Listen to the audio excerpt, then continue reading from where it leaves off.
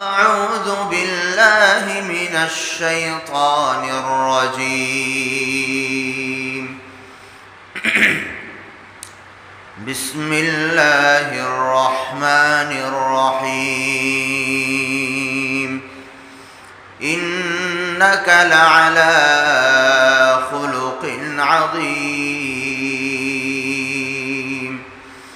وقال النبي الصادق المصدوق صلى الله تعالى عليه وسلم: إنما بعثت معلما، أو كما قال النبي عليه الصلاة والسلام. چجوئے مثال محمد،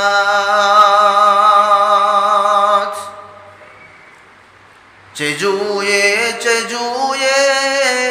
مثال محمد.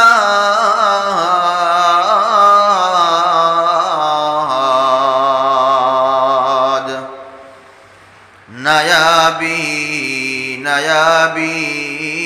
مثال محمد، نایابی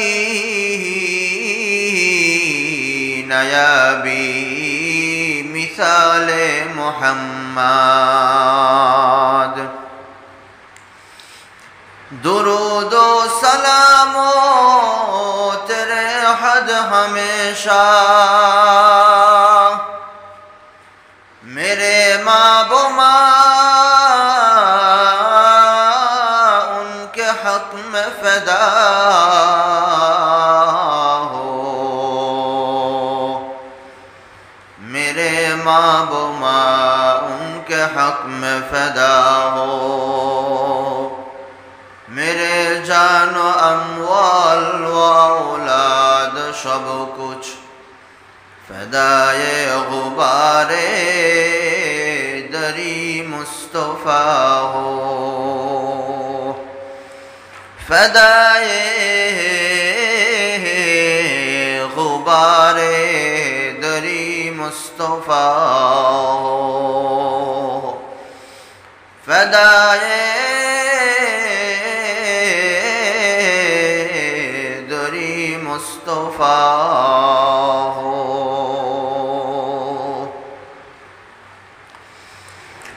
সম্মানিত হাজিরিন,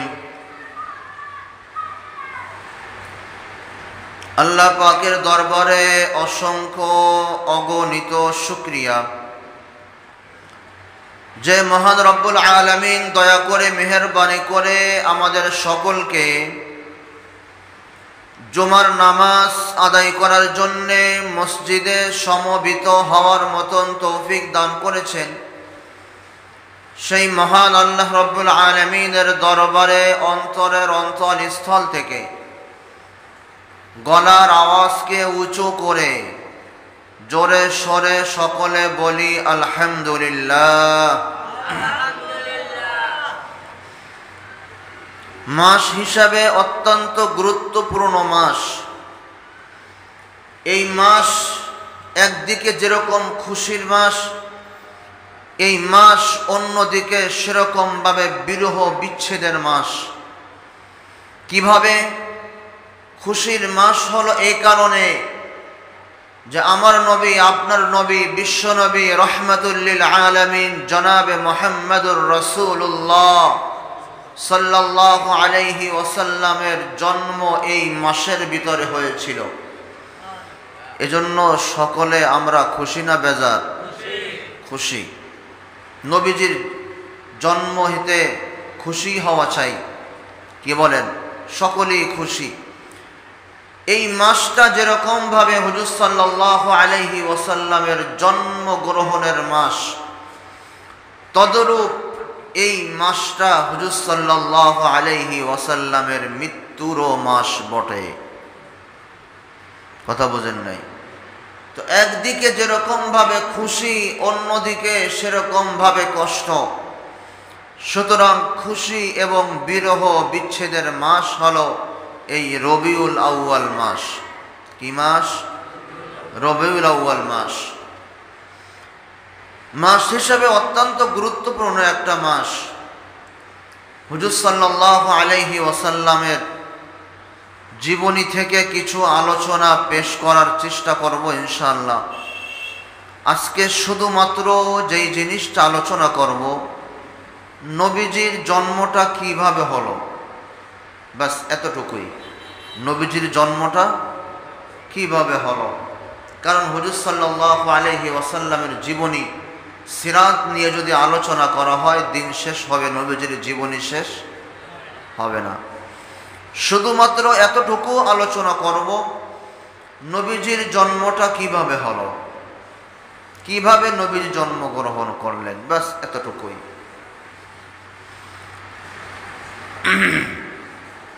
পৃথিবীতে যত মানুষ আছে, কোন মানুষ আসার আগে কোন সুসংবাদ কেউ দেয়? কথা বলেন, দেয় না। হ্যাঁ, শুধুমাত্র যখন আপনি আপনার আম্মার পেটে আসেন, তখন একটা সুসংবাদ মানুষ গ্রহণ করছে যে মেহমান আসছে, নতুন মেহমান। আর 3 মাস, আর 2 মাস, আর 1 মাস, এই তো 15 দিন, আর মাত্র 5 দিন পরে ডেট। কথা বলেন। কিন্তু আমার নবী, আপনার নবী, বিশ্ব নবী রাহমাতুল লিল আলামিন জনাবে মুহাম্মদুর রাসূলুল্লাহ সাল্লাল্লাহু আলাইহি ওয়াসাল্লামের সুসংবাদ, নবীজি দুনিয়াতে আসার ঢঙ্কা, নবীজি দুনিয়াতে আসার সুসংবাদ, এলান, ঘোষণা, দুনিয়া যেদিন থেকে শুরু হয়েছে, সৃষ্টি হয়েছে, ওই দিন থেকে সমস্ত নবী, সমস্ত রসুল, সমস্ত ফেরেশতা নবীর আগমনের ঢঙ্কা সুসংবাদ বাজিয়েছে। আদম সফিউল্লাহ আমার নবীর আগমনের সুসংবাদ দিয়ে গিয়েছেন, সুবহানাল্লাহ বলেন। ইব্রাহিম খলিলুল্লাহ আমার নবীর আগমনের সুসংবাদ দিয়ে গিয়েছেন। ইউসুফ আলাইহিস সালাতু ওয়াস সালাম আমার নবীর আসার সুসংবাদ দিয়ে গিয়েছেন। বিশেষ করে ঈসা আলাইহিস সালাতু ওয়াস সালাম এবং আমাদের আদি পিতা বঙ্গবন্ধু, এই কথা কয় না, আমাদের আদি পিতা, জাতির পিতা ইব্রাহিম আলাইহিস সালাতু ওয়াস সালাম, উনি তো শক্তভাবে, কঠিনভাবে ঘোষণা করে দিয়েছেন শেষ জামানার নবী আসবে, আর আমি চাই ওই শেষ জামানার নবী আমার বংশ থেকে গ্রহণ করবে। সুবহানাল্লাহ বলেন। আবার শেষ জামানার নবী মুহাম্মদুর রাসূলুল্লাহ, মুহাম্মদ আরবি সাল্লাল্লাহু আলাইহি ওয়াসাল্লাম কোন কোন পদ্ধতিতে দিন প্রতিষ্ঠার মেহনত করবেন, কোন কোন সিস্টেমে মানুষকে দিনের দাওয়াত দিবেন, এটাও পর্যন্ত আমাদের জাতির পিতা ইব্রাহিম আলাইহিস সালাতু ওয়াস সালাম ঘোষণা করে দিয়ে গিয়েছে। বিশেষ করে আমাদের আগের নবী হযরতে ঈসা আলাইহিস সালাতু ওয়াস সালাম নবীজির আলামত বলে গিয়েছেন, এরকম এরকম আলামত হবে, উনি এখানে জন্মগ্রহণ করবেন, এখান থেকে হিজরত করবেন, উনি উনার চাচার সাথে অমুক অমুক জায়গায় হাবশায় হিজরতে যাবেন। এইগুলি ঘোষণা না, এইগুলি নবীজি দুনিয়াতে আসার আগে ঢঙ্কা। প্রধানমন্ত্রী আসছে, 1 মাস আগের থেকে ঢঙ্কা বাজায়, প্রধানমন্ত্রী আসছে, প্রধানমন্ত্রী আসছে, এই করো সেই করো, এই করো সেই করো, আছে না নাই?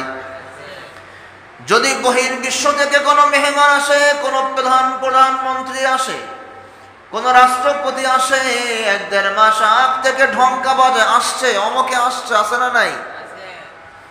আমার নবী দুনিয়াতে আসবেন, দুনিয়ার শুরু থেকে আল্লাহ রব্বুল আলামিন সমস্ত নবীদের দ্বারা ঢঙ্কা বাজিয়েছেন, ঘোষণা দেওয়াইছেন, দুনিয়াকে প্রস্তুত করছেন।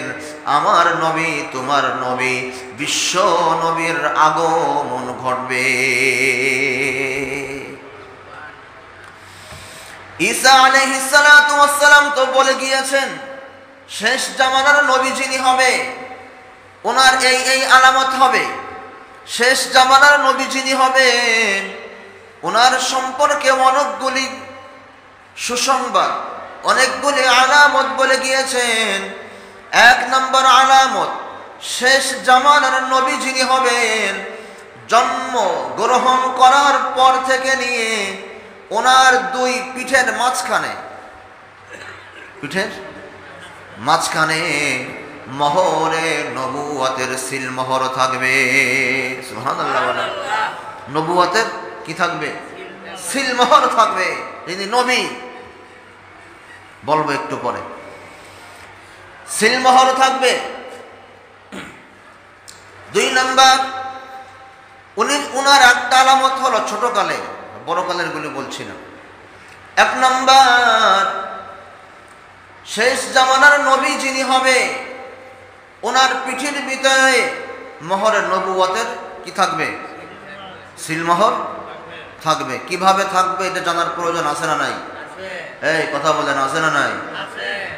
এই রবিউল আউয়াল মাস, নবীজির নাম কিন্তু বারবার কানে আসবে। দুরূদ শরীফ পড়তে না মন চাইলে উপরে গিয়ে বয়ে থাকেন, নামাজ শুরু হইলে পরে আসছেন। আর বুঝেন এই কথা।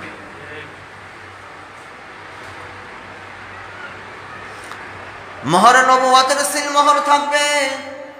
এটা তাওরাতের ভিতরে ঈসা আলাইহিস সালাতু ওয়াস সালাম ঘোষণা করে গিয়েছেন, শেষ জামানার নবী যিনি হবে ওনার দুই পিঠের মাঝখানে মোহরে নবুয়তের সিলমোহর থাকবে। এটা একটা হাদিস বলবো, আল্লাহর নবী বিশ্ব নবী রাহমাতুল লিল আলামিন, মন খারাপ করে শুনবেন। নবীজি যেদিন জন্মগ্রহণ করেছেন সুবহে সাদিকের সময়ে জন্মগ্রহণ করেছেন।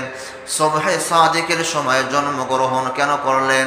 না দিন না রাত্র, এটা পরে বলবো। যেদিন নবীজি জন্মগ্রহণ করেছেন সুদূর ইয়াসরাব থেকে একজন, মদিনা থেকে একজন ইহুদি আলেম আসতো মক্কার ভিতরে ব্যবসা করার উদ্দেশ্যে। তার নিয়ম ছিল সে মাঝে মাঝে কাবা চত্বরের ভিতরে সে ঘুমিয়ে থাকতো। সুবহানাল্লাহ বলেন। তার মানে মুসাফিরের জন্য মসজিদে ঘুমানো জায়েজ আছে না নাই? কথা কন। কয় হুজুররা মসজিদে থাকে কেন? অমিয়া, মুসাফিরের জন্য মসজিদে থাকা এবং খাওয়া বৈধতা দিয়েছেন কে? উনি ইয়াসরাব থেকে ব্যবসার উদ্দেশ্যে মক্কাতে আসতেন। দিনের বেলা ব্যবসা করতেন, রাত্রে বেলা মসজিদে হেরামের ভিতরে মক্কার ভিতরে থাকতেন। আর মাঝে মাঝে জিজ্ঞাসা করতেন আজকে কোনো সন্তান জন্মগ্রহণ করছে কিনা। কারণ তাওরাতের ভিতরে বলা হয়েছে ঈসা আলাইহিস সালাতু ওয়াস সালাম সুসংবাদ দিয়ে গিয়েছেন, শেষ জামানার নবী যিনি হবেন উনি সুবহে সাদিকের সময় জন্মগ্রহণ করবেন। এক নম্বর আলামত। দুই নম্বর আলামত, মায়ের নাম হবে আমেনা, বাপের নাম হবে আব্দুল্লাহ। সুবহানাল্লাহ বলেন। তিন নম্বর আলামত হলো পিঠের ভিতরে নবুয়তের সিলমোহর থাকবে। চার নম্বর, জন্মগ্রহণ করার সঙ্গে সঙ্গেই সিজদার ভিতরে লুটিয়ে পড়বেন। সুবহানাল্লাহ বলেন। শুধু সিজদার ভিতরে লুটিয়ে পড়বেন না, হাদিসের ভিতরে এসেছে নবীজি জন্মগ্রহণ করার সঙ্গে সঙ্গে যদি মানুষ না কাঁদে, ডাক্তারের চর থাবা দিয়ে ঝাঁকি ঝুঁকি দিয়ে পরে কাঁদায়। নাইনাত করে মনে হয় না আপনাকে? কাঁদায় না? কয় কাঁদে না, তার মানে হলো অসুস্থ। এটা হাসে বলচ্চা, এই যে তাই কাঁদে না বাচ্চা, তার মানে কি? কাঁদছে মানে হলো সুস্থ। কথা বুঝেন নাই? দুনিয়ার সমস্ত মানুষ জন্মের পরে কাঁদলে সে সুস্থ, সে ভালো, ভাগ্যপতি, ভাগ্যবান। আর আমার আল্লাহ বলেন না না না, তুমি সর্বশ্রেষ্ঠ নবী, সবাই যেরকম কাঁদে তুমিও যদি কাঁদো, তাহলে অন্যান্য বাচ্চার তোমার ভিতরে ডিফারেন্সটা কি হলো? আমি ডিফারেন্স ঘটাতে চাই। নবীজি জন্মগ্রহণ করার সঙ্গে সঙ্গে কাঁদেন নাই, ডাইরেক্টলি সিজদা। শুধু সিজদা না, ছোট বাচ্চারা ওয়া ওয়া করে কাঁদে, আমার নবীজি ওয়া ওয়া না, স্পষ্ট ভাষায় এক মুঠি বালি হাতের ভিতরে নিয়েছেন, নিয়ে সুবহানাল্লাহি ওয়ালহামদুলিল্লাহ ওয়া সুবহানাল্লাহি বুকরাতাও ওয়া আসীলা। আলামত হবে। এরপরে আরেকটা আলামত হবে, তাওরাতের ভিতরে এসেছে নবীজিকে যখন খোলা আকাশের নিকটে শোয়া দেওয়া হবে, ডাইরেক্টলি আকাশের পাওয়ার কোনো বাচ্চারা সহ্য করতে পারে না। আকাশের দিকে কতক্ষণ তাকিয়ে থাকা যায়? নবীজি বলেন, এবং তাওরাতের ভিতরে এসেছে ওই বাচ্চা যখন জন্মগ্রহণ করবে, ওই বাচ্চাকে যখন খোলা আকাশের নিচে আনা হবে, এক খণ্ড মেঘ ওই বাচ্চা বরাবর 24 ঘন্টা ছাতির মতন ছায়া দিবে। ওই যে ব্যবসায়ী যেদিন নবীজি জন্মগ্রহণ করলেন, কি বারে, কয় তারিখে সেটা পরে বলবো। যেদিন নবীজি জন্মগ্রহণ করলেন ওই দিন মক্কার ভিতরে ওই ব্যবসায়ী ছিল, এবং ওই দিন তারিখটা উনি উল্লেখ করেছেন যে এই মক্কাবাসী শুনো, আজকে তোমাদের সমাজের ভিতরে মক্কার ভিতরে কোন সন্তান জন্মগ্রহণ করেছে কিনা বলো। বলে না না করে নাই, বলে না না করেছে, ভালো করে খবর নাও।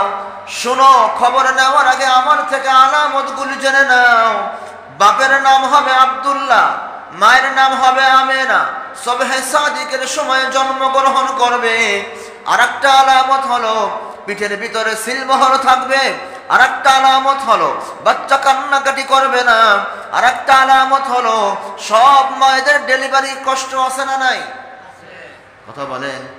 হাদিসের ভিতরে এসেছে যদি কোনো মা আল্লাহর জন্য এক একটা ডেলিভারির কষ্টকে সহ্য করে, সবর করে, হই হাল্লা চিল্লা ফাল্লা না করে, আমার নবীজি বিশ্ব নবী রাহমাতুল লিল আলামিন ঘোষণা করেন ডেলিভারির এক একটা কষ্টের কারণে মাদেরকে এক একটা কবুল হজের সব দিয়ে দিবে।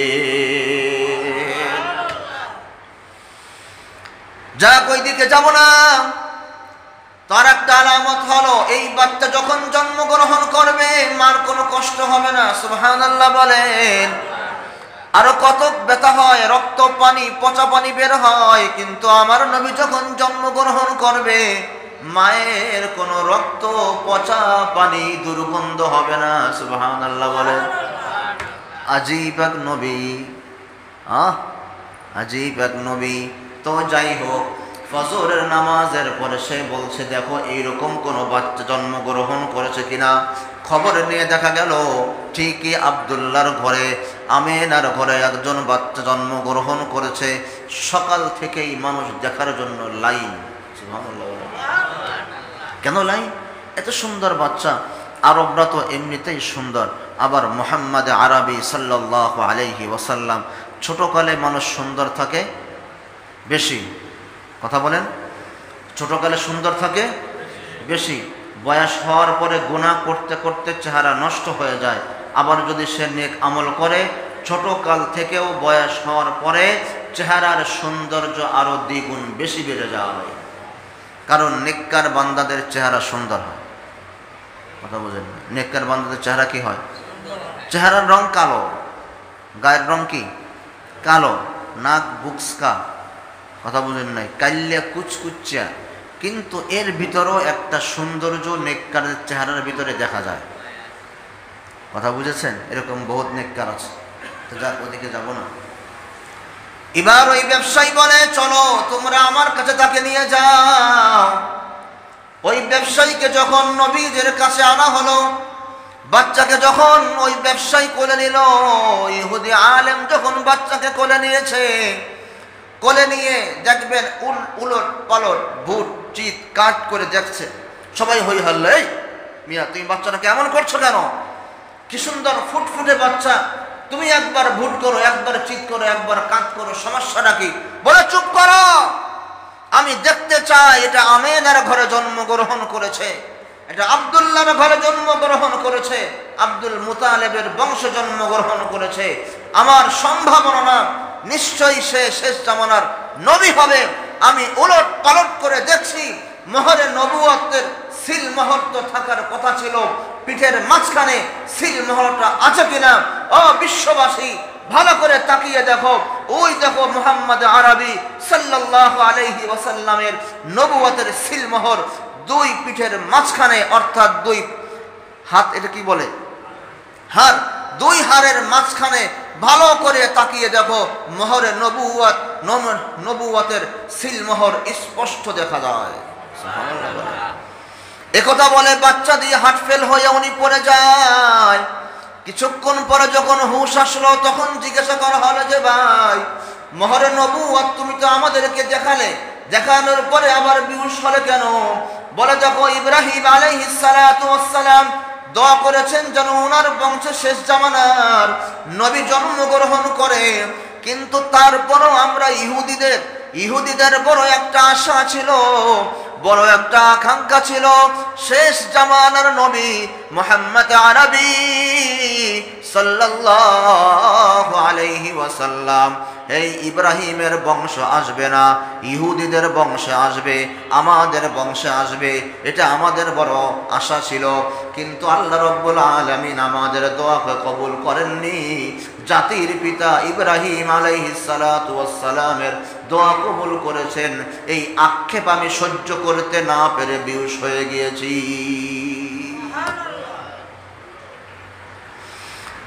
ঢঙ্কা বাচ্চা কিনা বলেন, কথা বুঝেন নাই?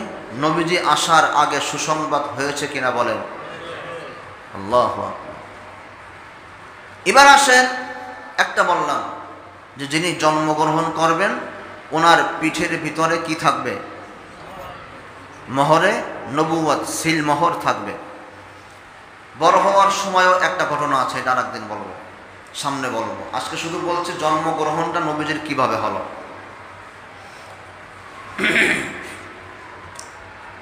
দুই নম্বরে আসেন,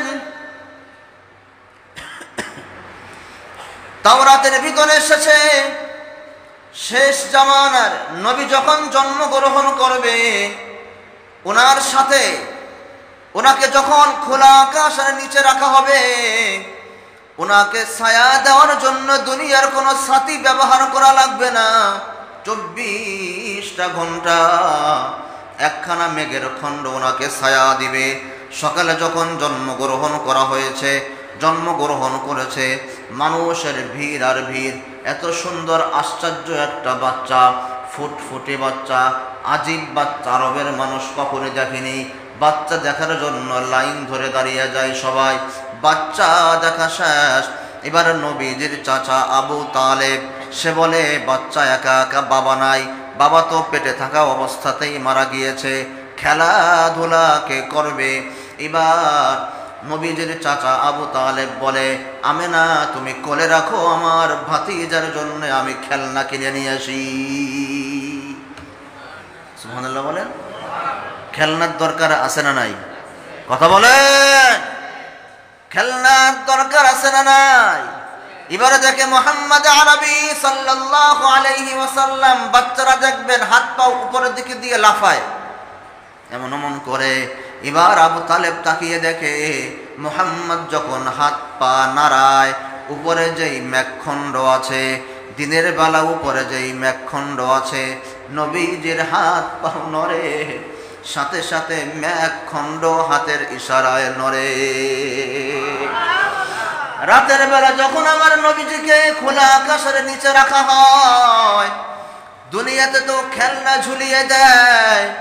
আবু তালেব মাঝে মাঝে দেখতো, আমেনা মাঝে মাঝে দেখতো, নবীজি যখন হাত পা নাড়াতেন, আকাশের তারাগুলি কেমন যেন একেবারে নবীজি থেকে 2-1 হাত নিচে নেমে আসতো, নবীজি হাত পা নাড়াতেন আর আকাশের তারাগুলিও নবীজির হাত পায়ের সাথে দুলে দুলে দুলে দুলে খেলা করতো। ও দুনিয়ার মানুষ, নবুয়তি পাওয়ার আগে আকাশের তারা নবীজিকে চিনল, আর নবীজি আমাদের জন্য এত কিছু করে গেলেন, এরপরও আমরা নবীজির উম্মত হওয়ার পরও নবীজিকে চিনতে পারলাম না।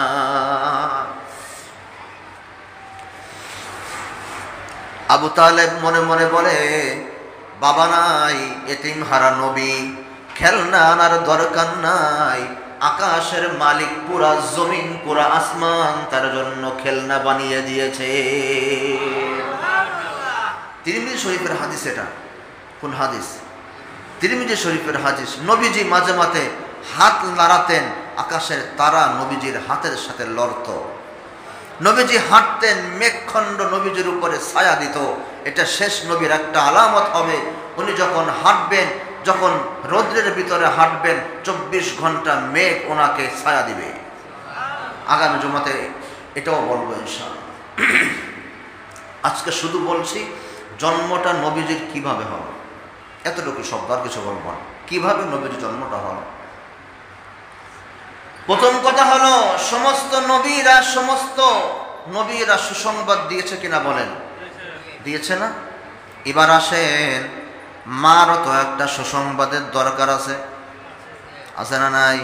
আরে যতই দেখেন সন্তানের ক্ষেত্রে, সন্তানের জন্য সন্তান এবং মায়ের সাথে একটা আধ্যাত্মিক কালেকশন আছে না নাই?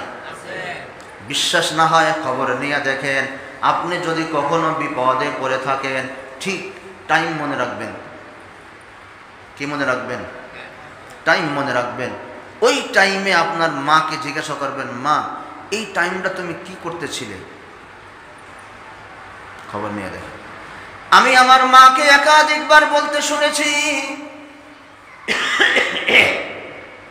যখনই আমাদের উপরে কোনো বিপদ এসেছে, যখনই আমাদের উপরে কোনো কঠিন অবস্থা গিয়েছে, আম্মাকে জানাইনি, পরবর্তীতে যখন আম্মা জেনেছে, আমি আমার মাকে একাধিকবার বলতে শুনেছি, বাবা ঠিক ওই সময়টা আমি তোমাদের কথা মনে করতেছিলাম, কেমন যেন আমার বুকের ভিতরে কেমন যেন চকমক ধরপর করছিল তোমাদের জন্যে, যে হয়তো বা তুমি কোনো বিপদের সম্মুখীন আছো, না একটা কঠিন অবস্থার ভিতরে আছো।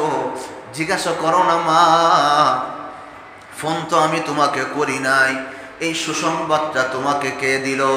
আরে দুনিয়ার মানুষ যদি সারা দুনিয়ার মানুষের মধ্যে থেকে সর্বপ্রথম বিপদে পড়ার পরে মা যদি আগে না জানে, তাহলে উনি মা হলো কিভাবে? খবর নিয়ে দেখেন, বিপদে পড়েছেন, দুনিয়ার কোনো মানুষ জানে না, মা ঠিকই জানে। মায়ের অন্তরের ভিতরে ধরপর মায়ের ভিতরে একটা অস্থিরতা শুরু হয়ে যায়। এজন্য দোস্ত, হাতে পায়ে ধরে বলি, সবার সঙ্গে বেয়াদবি করো, যা মনে চাই তাই করো, কিন্তু দোস্ত বাবা মাকে খেলতামাশার পাত্র বানিও না। হুমা জান্নাতুকা হুমা নারুকা, তোমার বাবা মা তোমার জন্য হয়তোবা জান্নাত, হয়তোবা তোমার জন্য জাহান্নাম। বড় কঠিন জিনিস বাপ মা। তো যেটা বলতেছিলাম, নবীজি দুনিয়াতে আসবেন, মার সুসংবাদ দরকার আছে না নাই? এবার মা আমেনার কথা শুনেন। এবার মা আমেনা কি বলে, আমার সন্তান মুহাম্মদ আরবি সাল্লাল্লাহু আলাইহি ওয়াসাল্লাম যেদিন থেকে আমার পেটে এসেছে, আমি প্রায় দেখতাম রাতের বেলা আমার ঘরের কোনায় মাঝে মাঝে একটা আলো জ্বলতো। সুবহানাল্লাহ বলে, একটা বাতির মতন ঝিমঝিম ঝিমঝিম ঝিম করে জ্বলতো। আর নবীজি যখন আমার মুহাম্মদ যখন আমার পেটের ভিতরে ছিল, আমি একদিন বাস্তবে স্বপ্নে না, সিরাতে মুস্তাকিমের ভিতরেই এইটা আসছে নিয়ে আসছে, যে আমি একদিন রাত্রে বেলা বাহিরে বসা আছি, কেমন যেন আমার থেকে মনে হলো আকাশের চন্দ্রটা এসে আমার পায়ের ভিতরে সিজদা করছে। প্রায় আমি স্বপ্নে দেখতাম আমার পেট থেকে একটা আলো বের হচ্ছে। সুবহানাল্লাহ বলেন। এটা কিসের আলো? নবুয়তের আলো। কিসের আলো? নবুয়তের আলো। এটাকে বলা হয় নূরে নবুয়ত, নবুয়তের আলো। আমি মাঝে মাঝে প্রায় দেখতাম যখন আমার সন্তান পেটে এসেছে, একটা নূর আমার পেট থেকে বের হচ্ছে, একটা আলো আমার পেট থেকে বের হচ্ছে। মাঝে মাঝে দেখতাম আমার ঘরের কোণার ভিতরে রাত্রেবেলা ডিম লাইটের মতন ঝিমঝিম ঝিমঝিম ঝিমঝিম একটা আলো জ্বলছে। 2 নম্বর কথা হলো, যখন বাচ্চার পেটের ভিতরে যখন রুহু দেওয়া হয়, যখন বাচ্চাকে কি দেওয়া হয়, 8 মাস হোক অথবা 7 মাস হোক, শেষের 3 মাস মারা কষ্ট করে কিনা বলেন? কেন কষ্ট করে? ছোট্ট একটু বলি। ডাক্তার বিজ্ঞানকে যখন জিজ্ঞাসা করা হলো, ডাক্তার বিজ্ঞান, একটা মা যখন 3 মাস, যখন 8 মাস 9 মাস যখন একটা বাচ্চার বয়স হয়, তখন মারা এত ব্যথা পায় কেন? ডাক্তার বিজ্ঞানীরা বলে, দেখো মার পেটে যেই বাচ্চা দানিটা আছে, এটা 10 ইঞ্চি, বড় ছোট হবে। বাচ্চা কত ইঞ্চি হয়? বাচ্চা 10 ইঞ্চি না? 10 ইঞ্চি। আর মায়ের পেটের ভিতরে যেই বাচ্চা দানিটা, এটা কারোরটা 8 ইঞ্চি হয়, কারোরটা 9 ইঞ্চি হয়, কারোরটা ছোট বড় হয়। আবার দেখবেন অনেক সময় বাচ্চা 10 ইঞ্চি থেকেও বেশি বড় হয়। ডাক্তার বিজ্ঞানীরা বলেন, একটা বাচ্চার শরীরের ভিতরে যখন রুহু দেওয়া হয়, বাচ্চা তখন 10 ইঞ্চি, 8 মাস বয়সে 9 মাসেই 10 ইঞ্চি হয়ে যায়। তখন বাচ্চা দানিটা সম্পূর্ণ বাচ্চার দ্বারা ফিল আপ হয়ে যায়। এবার ডাক্তার বিজ্ঞানীরা বলেন, তখন বাচ্চা দানি থেকে উবার হয়ে পাটা একদম এই যে কলিজার সাথে সেট হয়ে যায়। অনেক সময় দেখবেন মা খেতে বসেছে, ফুট করে সব কিছু ছুঁড়ে ফেলে একবার ঘরের এই কোণায় আর একবার ঘরের এই কোণায় দৌড়াদৌড়ি করে। স্বামী জিজ্ঞাসা করে, কেউ দৌড়াদৌড়ি করা কেন? কয়, জানো না বাচ্চার ভিতরে রূহ এসেছে, পেটে ব্যথা শুরু হয়েছে। পেটে ব্যথা কেন শুরু হলো? সে তো আছে বাচ্চা দানির ভিতরে। ডাক্তার বিজ্ঞানীরা বলেন, বাচ্চার ভিতরে যখন রুহু দেওয়া হয়, মাঝে মাঝে ওই বাচ্চা পাটা যেহেতু কলিজা বরাবর আছে, মাঝে মাঝে বাচ্চা মায়ের পেটের ভিতরে জোরে জোরে লাথি মারতে থাকে। এক একটা লাথি যখন মায়ের পেটের ভিতরে মারা হয়, মার সহ্য করতে পারে না, ওই ব্যথা শুরু হয়ে যায়। ডাক্তার বিজ্ঞানীরা বলেন, সর্বশেষে যখন ডেলিভারির ব্যথা উঠে, এই সময় আল্লাহ রব্বুল আলামিনের পক্ষ থেকে বাচ্চার ভিতরে এমন একটা শক্তি দেওয়া হয়, আর ওই শক্তি দ্বারা বাচ্চা মায়ের পেটের ভিতরে এমন ভাবে আঘাত করে, ওই আঘাতটাকে ডাক্তার বিজ্ঞানের ভাষায় বলা হয় ডেলিভারির ব্যথা। ওই বিষয়টাই নবীজি বলেছেন। ওই ব্যথার সময় যখন কোন মা সবর করে, ধৈর্য ধারণ করে, একটা ব্যথার কারণে আমার নবীজি বলেন মাদেরকে একটা কবুল হজের সওয়াব দেওয়া হবে। এতক্ষণ এগুলি কেন বললাম? এটা হলো বাস্তবতা। আমার আপনার স্ত্রীদের অবস্থা এমন হয়, আমার খালা, আমার মা, আমার নানীদের অবস্থা এমন হয়। এবার আসেন নবীজির বেলা কি হয়েছিল। আমার মা আমেনা, উনি বলেন স্বাভাবিক অবস্থায় বাচ্চার যখন রুহু দেওয়া হয়, বাচ্চারা মায়ের পেটের ভিতরে লাথি মারতে থাকে, মাদের কষ্ট হতে থাকে। কিন্তু আমি কোনোদিনও আমার পেটের ভিতরে বাচ্চা কষ্টর অনুভব করি না। বিশেষ করে ডেলিভারির সময় যে কষ্ট, কত কষ্ট দেখবেন বহুত জায়গায় আছে, চাবি দিয়ে দেয় স্বামীর কাছে যে আমাকে হাসপাতালে নিয়ে যাওয়া হচ্ছে। এই যে ওয়ার্ডরোবের চাবি, এই যে আলমারির চাবি, এই যে শোকেসের চাবি, মোবাইলটা পর্যন্ত দিয়ে দেয়। ওগো আমার প্রাণের স্বামী, আমাকে এখন ওটির ভিতরে ঢুকানো হচ্ছে, জীবনে আর কোনোদিন ফিরে নাও আসতে পারি। 1 বছর, 2 বছর, 5 বছর আপনার সাথে সংসার করছি, যদি কোনো ভুল ত্রুটি হয় দয়া করে মাফ করে দিবেন, আছে না নাই? দোস্ত, বাবা মায়ের সঙ্গে বেয়াদবি করেন। আপনি যেদিন জন্মগ্রহণ করতেছিলেন আপনার মারও তো এরকম অবস্থা হয়েছিল। মা তোমাকে জীবনের বিনিময়ে দুনিয়াতে এনেছেন, কথা বলেন। চাবি আপনার বাপের কাছে কেন দিল? মোবাইলটা আপনার বাবার হাতে কেন দিল? আপনার বাবার কাছ থেকে মাপ কেন চেয়ে নিল? হাজার হাজার সংবাদ এরকম পাওয়া যায়, ডেলিভারির সময় হয়তো মা মারা যায়, বাচ্চা জীবিত থাকে, অথবা বাচ্চা মারা যায়, মা জীবিত থাকে। ও স্বামী, আমি তো একজন মা, দুনিয়াতে একটা বাচ্চা আনার জন্য আমি ডাক্তারের শরণাপন্ন হয়েছি, ওটি রুমের ভিতরে ঢুকছি, জানি না আর কোনোদিন ফেরত আসতেও পারি নাও পারি। জীবনের বিনিময়ে জীবন বাজি রেখে আমার মা আমাকে দুনিয়াতে আনার জন্য প্রস্তুতি ছিল। তো যেটা বলা উদ্দেশ্য, সবচাইতে বড় কষ্ট হলো ডেলিভারির কষ্ট, কিন্তু আমার নবীজির ক্ষেত্রে সম্পূর্ণ উল্টো। মা আমেনা বলেন, আমি কখনো ডেলিভারির কষ্ট আমি অনুভব করি নাই।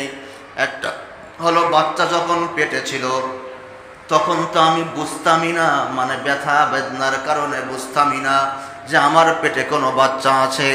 2 নম্বর হলো ডেলিভারির কষ্ট তো আমি জানি না, কারণ আমার মোহাম্মদ আমাকে কখনো ডেলিভারির কষ্ট দেয়নি, আমি বুঝি নেই।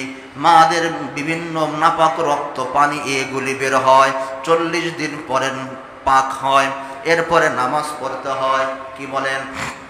কিন্তু মা আমেনা বলে, কিসের নাপাক, কিসের রক্ত, কিছুই তো নাই, আমি যেমন ছিলাম জন্ম মোহাম্মদ জন্মগ্রহণ করার আগ মুহূর্তে, ঠিক আমি তেমনই আছি জন্মগ্রহণ করার পরের মুহূর্তে। আগেও যেমন ছিলাম তেমনই আছি, আমার ভিতরে কোনো পরিবর্তন নাই। সুবহানাল্লাহ। এটা তো গেল মা আমেনার কথা। এবার আসেন, এখানে খুশি হওয়া সুন্নাত, এখানে খুশি হওয়া কি সুন্নাত। শেষ রাত্রে যখন সুবহে সাদিকের ভিতরে যখন জন্মগ্রহণ করা হলো, কেন? ওলামা ইকরাম একটা কথা বলেছেন, না দিন না রাত্র, সুবহে সাদিক সন্ধ্যা, সন্ধ্যা না দিন, যখন রাত্র শেষ হয় দিন শেষ হয়, রাত্র শুরু হয়, না দিন না রাত্র। সুবহে সাদিক, দিন রাত্র শেষ হচ্ছে, দিন শুরু হচ্ছে। কেন এমন টাইমে নবীজির জন্ম কেন? কথা বলেন। তো এখন এটাকে কি 12 তারিখ ধরা হবে না 13 তারিখ ধরা হবে, না দিন না রাত্র? কথা বলেন। অনেকগুলি কথাবার্তা ওলামা ইকরাম বলেছেন। 1 নম্বর কথা হলো সুবহে সাদিক সবচাইতে শ্রেষ্ঠ সময়, শ্রেষ্ঠ সময়ের ভিতরে শ্রেষ্ঠ মানুষের আগমন, এটাই স্বাভাবিক। সুবহানাল্লাহ বলেন। 2 নম্বর হলো আরেকটা আবেগী কথা ওলামা ইকরাম ব্যাখ্যা করেছেন, দিনে দিন, দিন আল্লাহর কাছে চেয়েছিল মুহাম্মদ আরাবির জন্ম দিনে হবে। আবার রাত্র বলেছে, ও আল্লাহ, মুহাম্মদ আরাবির জন্মটা রাত্র আমার ভিতরে দেন। আল্লাহ বলে, ওরে দিন তোমার ভিতরে দিলে রাত্র নারাজ, রাত্রের ভিতরে দিলে দিন নারাজ, আমি উভয়কেই খুশি রাখবো। দিন এবং রাত্র সুবহে সাদিকের ভিতরে জন্ম দিয়ে দিলাম, তোমরা উভয় খুশি হয়ে যাও।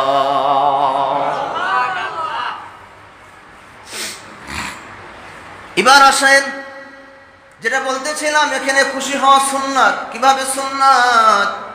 হুজুর সাল্লাল্লাহু আলাইহি ওয়াসাল্লামের চাচা আবু তালেব, নাম শুনছেন তো সবাই? শুনছেন না? আবু তালেব সে ওই সময় ঘরে ছিল না, অন্য কোথায় ছিল।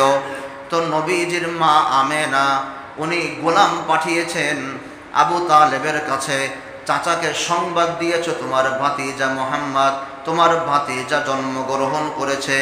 আবু তালেবকে যখন সুরাকা ইবনে মালিক না কি যেন নাম ছিল গোলামের, আবু তালেবকে যখন সুসংবাদ দেওয়া হলো, ও আবু তালেব, আমেনার ঘরে আব্দুল্লাহ, তোমার ভাই আব্দুল্লাহর ঘরে ছেলে সন্তান জন্মগ্রহণ করেছে।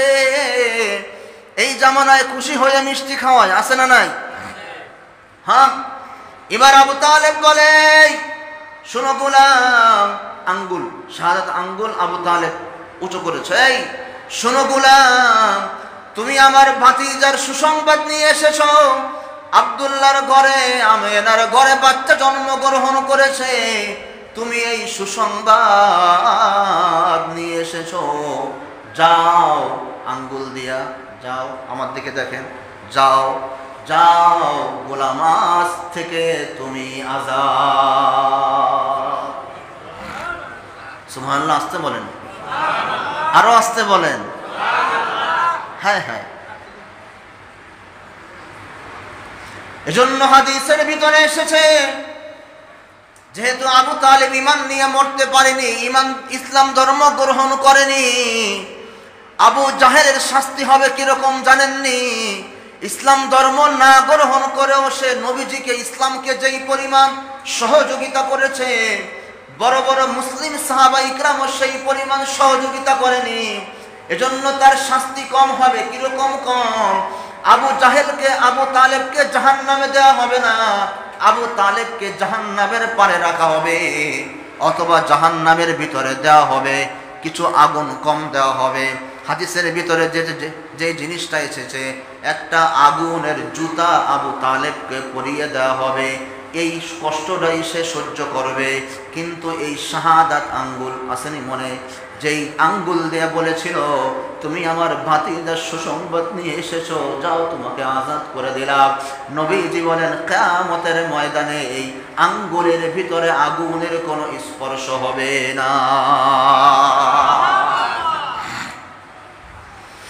চেজুয়ে চেজুয়ে মিসালে মুহাম্মদ,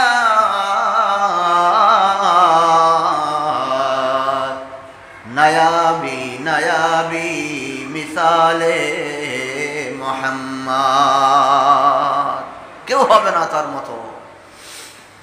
এজন্য দোস্ত, যদি এখনো কিন্তু নবী হননি, আল্লাহর কাছে নবী হয়েছেন, দুনিয়াতে এখনো নবী হননি, এই সুসংবাদ আঙ্গুল দিয়ে দেওয়ার কারণে যদি আবু তালেবের আঙ্গুল জাহান্নামী হতে না পারে, ওই নবীর জীবন আদর্শ যদি আমি আমার গলার মালা বানিয়ে নিই, ওই নবীর জীবন আদর্শ যদি আমার জীবন আদর্শ হয়, ওই নবীর জীবন সংবিধান যদি আমার জীবন সংবিধান হয়, আমারও শরীর মনে হয় জাহান্নামে পড়বে।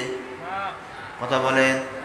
আবু তালেব শুধু বলেছে যাও তুমি আজাদ, সুসংবাদ হয়ে, যদি এটার কারণে তার আঙ্গুল জাহান্নামে পড়তে না পারে, এখন যদি কেউ ওই নবীর আদর্শ তার জীবন আদর্শ বানায়, ওই নবীর আদর্শ নিজের জীবনের মালা বানায়, তার জীবনটাও জাহান্নামে পড়বে। কথা বলেন। এজন্য ওয়াদা করা চাই, নবীর আদর্শ আমার আদর্শ। বলেন, নবীর আদর্শ আমার আদর্শ, নবীর সংবিধান আমার জীবনের সংবিধান।